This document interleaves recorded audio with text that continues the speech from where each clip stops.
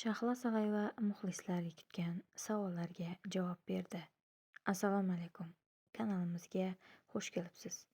Video davomida like bosib, obuna bo'lishni unutmang.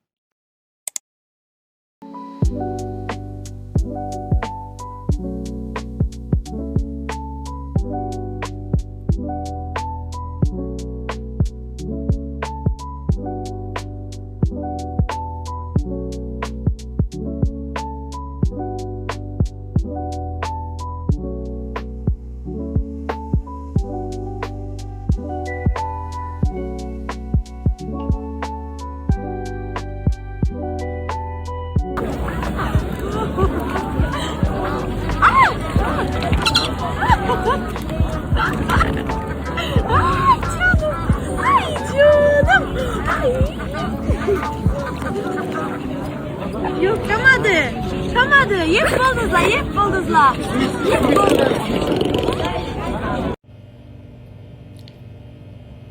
Mana shunday qarayman. Bemalol tuhmat qilishsin, bemalol g'iybatini qilishsin, muhokama qilishsin, bemalol negativlarga ham bemalol xohlagancha gapirishlari mumkin. Hech kimga yoqishga harakat ham qilmayman. Meni sevadigan odamlar son mingta menga yetib ortadi ham. Ularning sevgisi, ularning mehr muhabbati men uchun yetarli.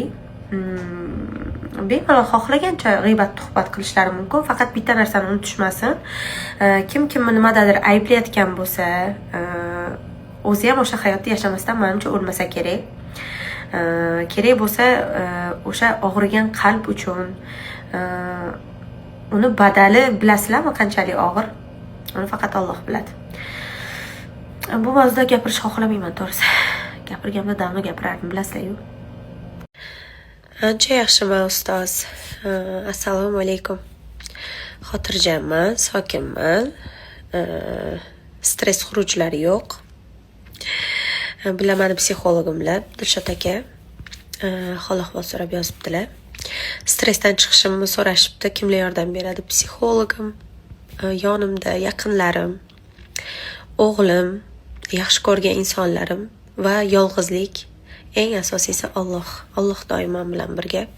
Buni juda ham qalban his qilaman. Yana bitta ko'rinishi sizlarni mehringlarda, sevgilarda, sizlarni menga berib turgan energiyalaringiz, o'zlaringiz bilmaysizlar, lekin sizlarni menga berib turgan sevgilaringizda his etaman. Eng katta qo'rquvim meni yolg'iz qolish. Hamma meni yomon ko'rib qolishi. Lekin o'zim shu qo'rquvlarga shunday chiqqanim sayin hamma meni ko'p yaxshi ko'rgani uchun yaxshiman.